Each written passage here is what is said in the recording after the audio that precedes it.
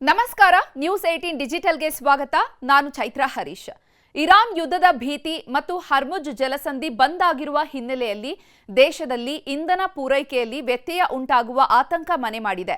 ಇದನ್ನೇ ಬಂಡವಾಳ ಮಾಡಿಕೊಂಡಿರುವಂತಹ ಕೆಲವು ಹೋಟೆಲ್ ಮತ್ತು ರೆಸ್ಟೋರೆಂಟ್ಗಳು ಗ್ರಾಹಕರಿಂದ ಗ್ಯಾಸ್ ಚಾರ್ಜ್ ಹೆಸರಿನಲ್ಲಿ ಹೆಚ್ಚುವರಿ ಹಣ ವಸೂಲಿ ಮಾಡ್ತಾ ಇರೋದು ಬೆಳಕಿಗೆ ಬಂದಿದೆ.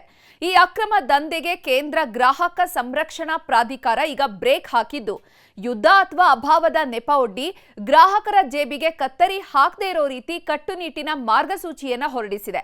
ಈ ಆದೇಶ ಅಂತಾರಾಷ್ಟ್ರೀಯ ಬಿಕ್ಕಟ್ಟಿನ ಸಮಯದಲ್ಲೂ ಗ್ರಾಹಕರ ಹಿತ ಕಾಯುವ ನಿಟ್ಟಿನಲ್ಲಿ ಮಹತ್ವದ ನಡೆಯಾಗಿದೆ.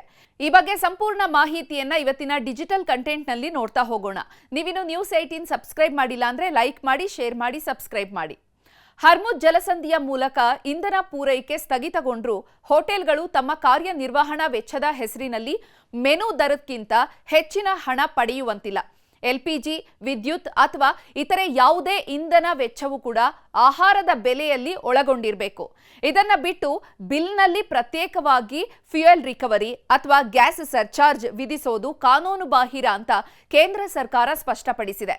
ಹೌದು, ಯುದ್ಧದ ಕಾರಣದಿಂದ ಗ್ಯಾಸ್ ಸಿಲಿಂಡರ್ ಬೆಲೆ ಏರಿಕೆಯಾಗುವ ವದಂತಿಗಳ ಬೆನ್ನಲ್ಲೇ ಹಲವು ರೆಸ್ಟೋರೆಂಟ್ಗಳು ತಮ್ಮ ಬಿಲ್ಗಳಲ್ಲಿ ಡಿಫಾಲ್ಟ್ ಆಗಿ ಇಂತಹ ಹೆಚ್ಚುವರಿ ಶುಲ್ಕಗಳನ್ನು ಸೇರಿಸ್ತಾ ಇರೋದು ಕಂಡುಬಂದಿದೆ.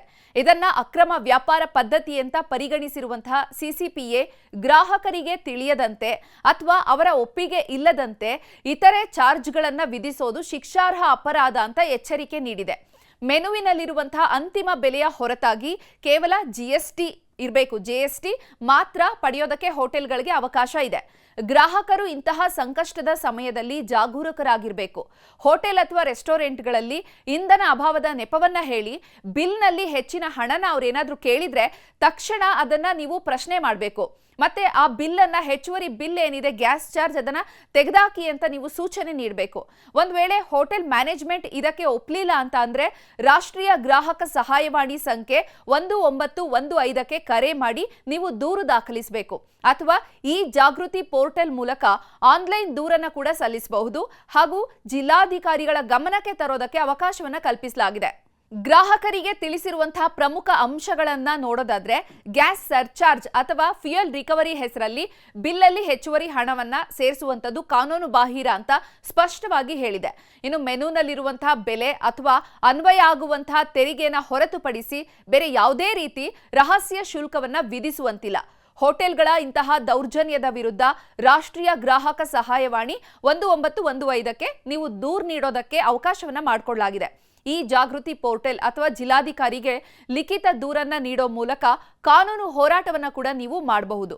ಹೋಟೆಲ್ ಸಂಘಟನೆಗಳಾದಂತಹ FHRAI ಮತ್ತು NRAI ನಿಯಮ ಉಲ್ಲಂಘಿಸದೇ ಇರೋ ರೀತಿ ಕೇಂದ್ರದಿಂದ ಕಟ್ಟುನಿಟ್ಟಿನ ಸೂಚನೆಯನ್ನ ನೀಡಲಾಗಿದೆ. ಯುದ್ಧದ ನೆಪದಲ್ಲಿ ವಂಚನೆ ಮಾಡುವಂತಹ ಹೋಟೆಲ್ಗಳ ವಿರುದ್ಧ 1919ರ ಗ್ರಾಹಕ ಸಂರಕ್ಷಣಾ ಕಾಯ್ದೆಯಡಿ ಕಠಿಣ ಕ್ರಮವನ್ನ ಕೈಗೊಳ್ಳಲಾಗುತ್ತೆ. ಒಟ್ಟಾರೆಯಾಗಿ ಅಂತಾರಾಷ್ಟ್ರೀಯ ಯುದ್ಧದ ನೆಪದಲ್ಲಿ ಸಾರ್ವಜನಿಕರಿಂದ ಹಣ ಲೂಟಿ ಮಾಡುವಂತಹ ಪ್ರವೃತ್ತಿಗೆ ಕೇಂದ್ರ ಸರ್ಕಾರ ಪೂರ್ಣ ವಿರಾಮ ಇಟ್ಟಿದೆ.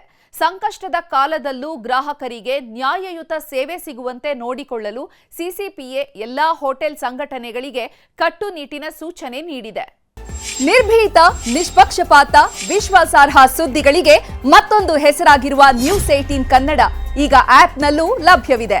ದಯವಿಟ್ಟು ಇಲ್ಲಿರುವ QR ಕೋಡ್ ಅನ್ನು ಸ್ಕ್ಯಾನ್ ಮಾಡಿಕೊಂಡು ಆಪ್ ಡೌನ್ಲೋಡ್ ಮಾಡೋದಕ್ಕೆ ಮರಿಬೇಡಿ. ನಿಮ್ಮ ಬೆಂಬಲ ಹೀಗೆ ಸದಾ ನಮ್ಮೊಂದಿಗಿರಲಿ. ಧನ್ಯವಾದ.